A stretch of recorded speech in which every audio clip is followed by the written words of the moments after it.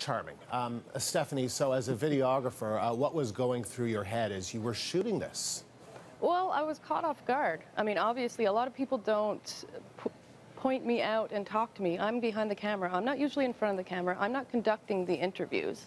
So for him to just point me out and start talking about me specifically really caught me off guard. It happened so fast that I found it hard to, I didn't really understand what he said. It seemed really quick, but I got the impression that the implication was clear, that he was looking at my body, pointing down at it in a way that he seemed impressed by it, and he wanted his friends to also look at my body and be impressed by it. And how did it make you feel? Well, like I said, it happened very quickly, but I felt very embarrassed. I mean, very belittled. And a lot of people talk about this being a compliment. That's the biggest thing I've heard. It's a compliment. Why are you complaining? It's a compliment. Take it.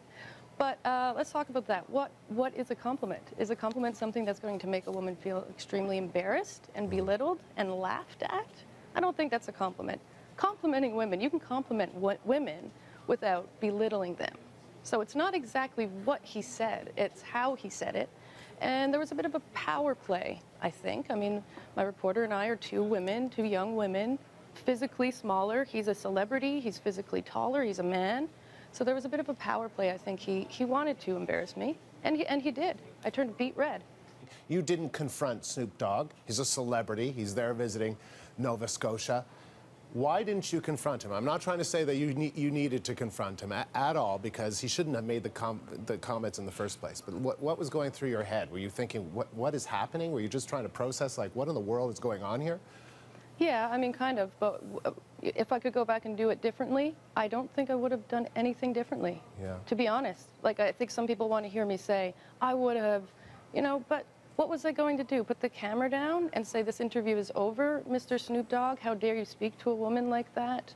What was I going to do? Hit him? What was I going to... If I put the camera down every time someone said something misogynistic about a woman, I would barely, you know, I wouldn't have a lot of footage. It happens so much. Now, it doesn't happen at the scale that this Snoop thing, and he's famous, you know, this makes a difference, but there are sexist comments made to me because I am in a more male-dominated role. All right. Pretty much every day,